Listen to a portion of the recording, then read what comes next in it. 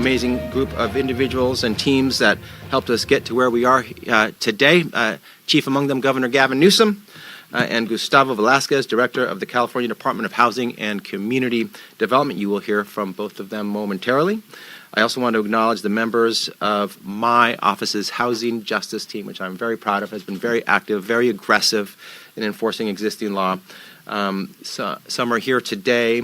Others couldn't be here in person, but I want to mention them and thank them. I know I'm embarrassing them because they don't do it for the recognition, but I want to recognize them for their great work that helped get us here today, and to many of our other resolutions with other cities who are breaking the law. Senior Legal Analyst Jennifer Adame, Deputy Attorney General Matthew Struhar, Supervising Deputy Attorneys General David Pye and Christina Bull-Arndt, and Special Assistant Attorney General Alex Fish. We have a great team, proud of the work that we're doing, and we are here today to announce the results of some of that work.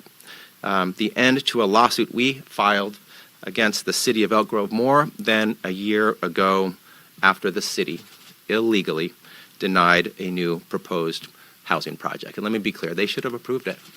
We shouldn't be here today. It shouldn't have taken this long. There should have been 66 units approved almost 2 years ago. And they had many opportunities to come within compliance of the law and refused to. And so one of our messages today is whether you are Huntington Beach or Elk Grove or Woodside or Pasadena, whatever city you are, you have a duty and an obligation to follow the law of the state of California. We will remind you what it is. We hope you will comply when we point that out. But if you don't, we will sue you, we will take you to court, and you will comply, one way or the other. Unfortunately today, it was the other. But they are complying even more so. There's going to be more housing built because of our settlement than if they had just originally approved the 66-unit housing project at Oak Rose. I'm grateful for more housing, but we shouldn't have had to go through this process. The homes that are being built are homes that the city needed. As leaders, the city of Elk Grove, the council, and the mayor should know that. Our housing laws are not suggestions. They are not recommendations. They are not optional for your consideration. They are the law. They are a shall. They are a must. They are a mandatory. You have to follow them. And if cities try to skirt them, try to avoid building the housing we need, try to illegally deny housing proposals, discriminate against communities, as Elk Grove did, the DOJ will hold them accountable. And we will work with our team members in being aggressive. Today is proof. Elk Grove has now agreed to 80 new one-bedroom apartments for lower-income folks. Mind you, the original project was 66 units. So they've already approved 80 units, more units than the original project, and larger units than the original proposal. And the city has also agreed to identify an additional site for more affordable housing development, more homes that must be built in a high-resource area that matches the development capacity of the original illegally denied proposal. So they have the 80 units that they are already committed to. That's moving now, and then there's another zoned area that will be available for 66 additional units. So original project, 66 units. Now we're in the 146 unit range, more units. On top of that, with this settlement, Elk Grove has also agreed to report their ongoing compliance with state housing law. They are going to be issuing monthly reports. They've agreed to be closely monitored by HCD for the next 5 years. So we will be keeping close watch on them. And should they violate the law, should there be a need for enforcement, we have the ability to go to court. The court will retain jurisdiction over Elk Grove's housing decisions going forward. And again, while I'm glad this matter has finally settled and that 80 new homes will be built with 66 waiting in the wings, it's frustrating that it took us getting involved to begin with.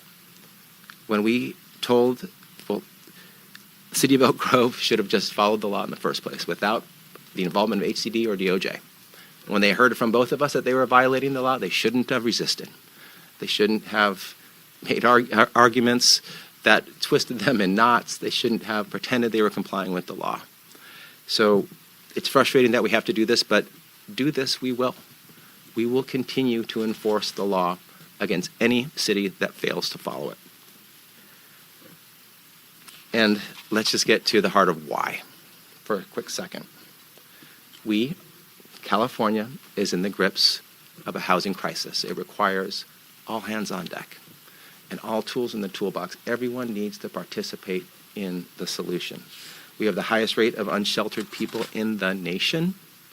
More than half of renters spend more than a third of their income on their rent. And those who can even entertain the idea of buying are priced out. It is irrefutably unjust. It's unacceptable. It's unsustainable. It will take action and commitment to addressing the challenge. At the bare minimum, you must comply with the law. So we ask our cities, we demand of our cities, act in good faith, comply with the law. Do your part. No city needs to do everything to solve California's housing problem, but every city must do something. Participate in the solution. Build some housing. Do your part. We all have a responsibility. It is a shared responsibility. Don't wait for someone else to do what you should be doing. Do your part. For cities following our housing laws is the bare minimum. And every local government doesn't just have a legal obligation to tackle this crisis. They have a moral obligation to make space for our neighbors, to create a better future for the next generation, to make California affordable, to make the dream of home ownership a little closer to the reach of everyday Californians. If you believe you're exempt from this responsibility, if you believe this doesn't apply to you, if you think you somehow sit outside the bounds of the law, the governor, Director Velasquez, and my housing justice team will be here to remind you of your duty, of your obligation. So we are grateful that we have this settlement today. Receipts for what we will do, if necessary, when cities violate the law. We hope to never have to do this. We want cities to comply. We want the housing built. We do not seek litigation if it's unnecessary, but if it's necessary because the city makes it necessary, we will pursue it. And we will get results like the results today. We're fed up with cities not building the housing they're supposed to, not following the law. We will continue to enforce. We will continue to be aggressive. We will continue to promote housing justice throughout our state, opportunities for all Californians to live in a state where they can have a place they can call home that's affordable, that's safe, that's secure. I'm happy to answer questions, but before I do, I want to open it up to and welcome HCD Director Velasquez to say a few words. Then the governor will speak, and then I'll come back for questions. Thank you.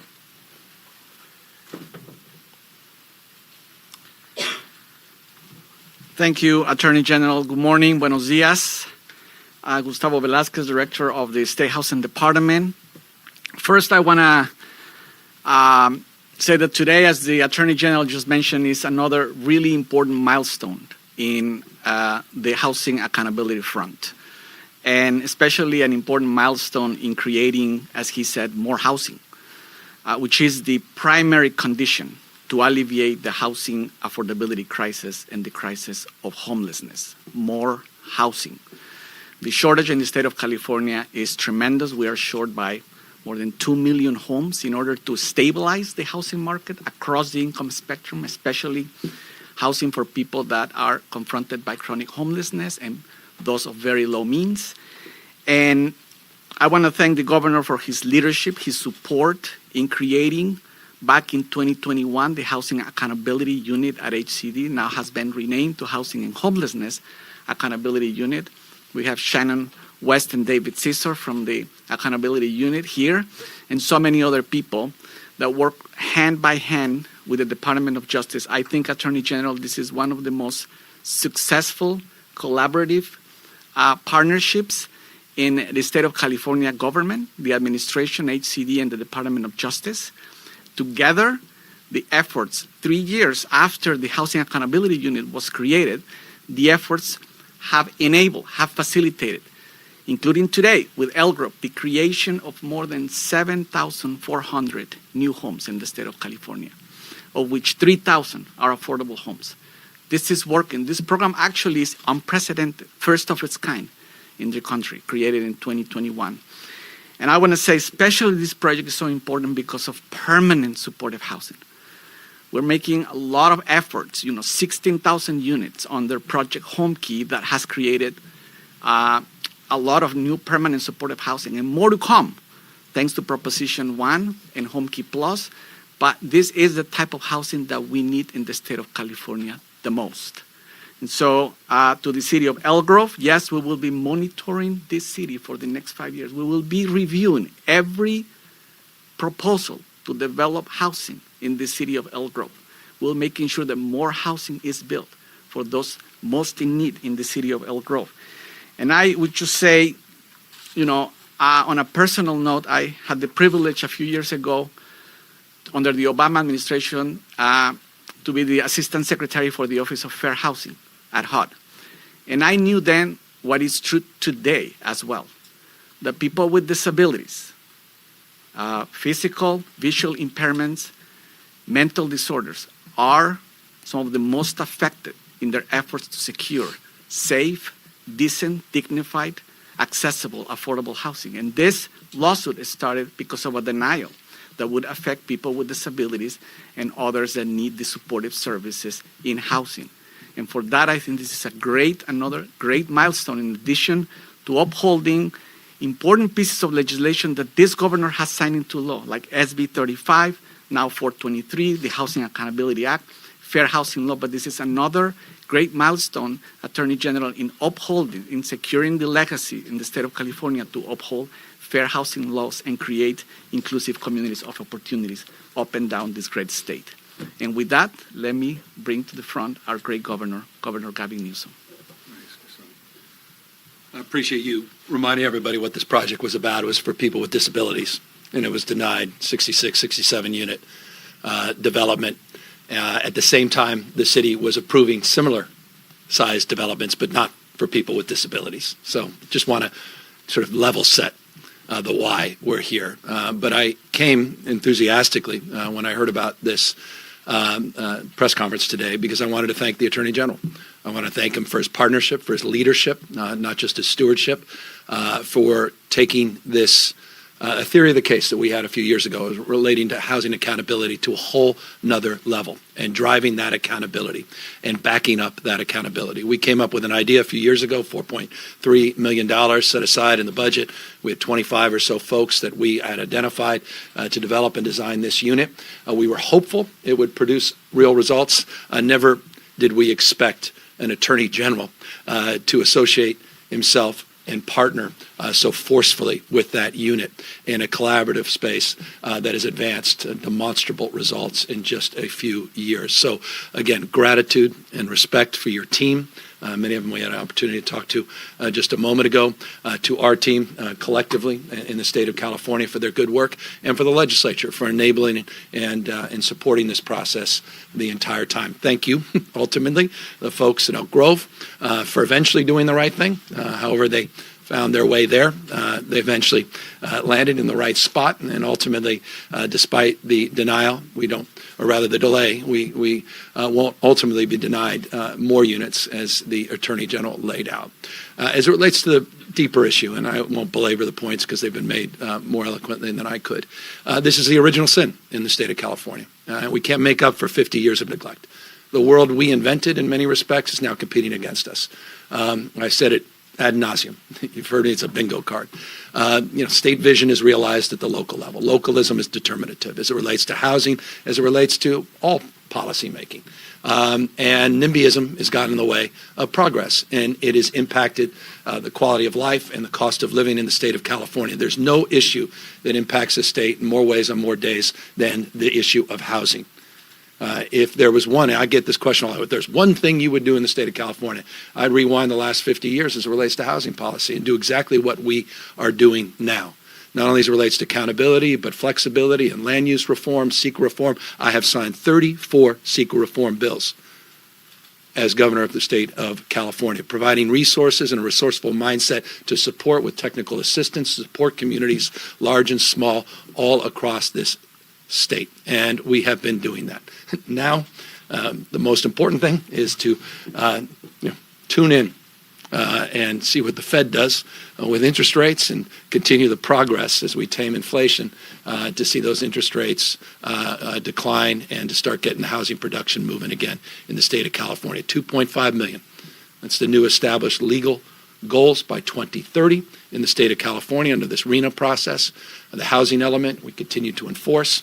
And I want to thank in closing on this, we continue to improve upon our graduated sanctions strategy. We have not rested on our laurels. We're not standing still. And I want to thank, in particular, the legislature. One bill that I will acknowledge I will sign. None of those you ask me will I lay claim to that process, at least, or that conclusion, that is. But 1037. SB 1037, Scott Wiener, working with our office very collaboratively, has created a process so we can stop the abuses of places like Huntington Beach that continue doesn't get it. Not only do they not get things done, they don't get it. The crisis of affordability and the manifestation of the very problem they criticize and complain about. They are a poster child, continue to be a poster child. And I guess it's just they need attention. But they also need to get their act together. They're wasting millions of dollars of taxpayers' money. They continue to lose over and over and over and over again. 1037 will remedy the sanction component of that judicial abuse and process once and for all. And so, once again, we put Huntington Beach on notice, and I will conclude formally because I began formally as governor of California, asserting the state's right on behalf of 40 million people to move in a different direction and hold Huntington Beach accountable. You may recall 47 jurisdictions we called out in that first press conference among the first few days I was in office. Huntington Beach continues to thumb their nose despite, as I said, losing month in, not just year in, month out, year out. And that abuse soon will come to an end. We look forward to more progress, more housing, and more settlements because of the Attorney General's leadership in this space. With that, I turn the mic back over to our host, the Attorney General. Well, thank you again, Mr. Governor, for your partnership, your friendship, your leadership. I do want to just put another point of emphasis on the collaboration. I think the people of the state deserve to have their leaders working together, teaming up to address our biggest challenges, including certainly housing. Proud to do that with HCD and the governor, the legislature. We are all leaning in, and I also want to just encourage our cities to be part of that collective effort. Lean in, do more than the legal minimum. Help us as a state achieve the goals we need. We need everyone on board, and we will be there to help encourage you if you don't. So with that, let me just say thank you to everyone for being here. Happy to open it up to any questions you may have. Hi. Do you think $150K in attorney's fees and a couple of years of oversight will be enough to deter wealthier cities than Elk Grove from testing the boundaries of your office? I think more than doubling the housing that they were going to build originally, being required under our settlement to do that. 5 years of court oversight with monthly reports. And this has never been about the money and is not about the money. It's about the housing. The housing, the housing, the housing. They would have built less housing if they approved the original project. Now they're building over double, or the zoning plus the 80. So yes, I mean, we went hard with this group. With the city of Elk Grove, They settled with the developer, and I think they thought they settled with us. We are not the developer. We have goals, requirements, and standards. So through our settlement, they are required to do more than their settlement with the developer. So whether it's Woodside, who reversed course in one day, Pasadena, who got on track, Huntington Beach, who loses seemingly weekly in court, or Elk Grove. We will sue you, and we will win, as we have, if necessary. And again, we don't want it to be necessary. We have better things to do than to sue cities who know better from failing to comply with housing laws. So just comply. Do your part. But this is a strong settlement. We're proud of it. We're going to see more housing than originally contemplated, by over double potentially because of our settlement, and we think it sends the right message, which is a strong and aggressive one. Part of the problem was that it was not going to be allowed in the Old Town District, and that Elk Grove has identified the new site that is on the boundaries of the city. So is there any stipulation as to where this new site has to be? Yes, a highest resource area. So downtown was a high resource area. We're now requiring it to be in a higher resource area than the original project. So surrounded by even more supports, job opportunities, educational opportunities, transit opportunities, business opportunities. So it's a higher requirement. And there are designated areas that meet that requirement. They'll have to pick one of those for the zoning. So again, stricter, more exacting than the original project, demanding more of the city that has violated the law at the end of the day. What do you have to say to neighbors who oppose this project that will not be built in its initial location? What do you say to the neighbors that oppose the project who say, at the end of the day, it's not going in where they didn't want it to go, and so it worked out for them? I don't know if it worked out for them. They didn't want any housing. They didn't want the 66-unit housing project built. They're going to get 146. So you tell me if that worked out for them. Elk Grove needs to do its part. Now they're doing more than originally contemplated. And that there's going to be bigger units, better units, one-bedroom units that are larger in size for supportive housing than the 66-unit project. There's going to be a second project zone in a higher resource area than the original project. So the city has a duty, and they're doing much more in the end than originally if they just complied with the law. Attorney General, I have a quick question about the special session the governor took recently. As a state top law enforcement official, what do you feel like the law says about the legislature's legal responsibility to gavel in a special session? I feel that I represent the governor in this matter, and if the governor wishes to address this issue, he may. Would you like to address the issue? Yeah, I mean, we're making progress. We're moving forward. You saw the legislation was introduced yesterday. The legislature's moving. They're assigning committees. And I applaud and appreciate, and seen joint statements, both the speaker as well as the pro tem, who I met with over an hour last night. We're going to get this done. Governor, what was that conversation with the pro tem like then? Because he seemed to change his tone this morning on, we'll have an update on where they stand on this. I mean, it was very constructive. We put out a joint statement. I think it speaks for itself. Progress. We're moving forward.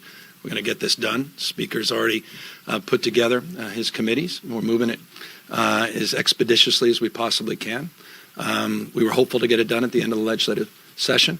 That was not the case. And as you know, that primarily was at the direction of the Speaker and the Assembly. The Assembly is now taking leadership in the first step of this special session, and we're going to make progress to address a vexing issue that impacts every single Californian, and that's the abuse of the oil companies that tends to happen around this time every year as it relates to price spiking.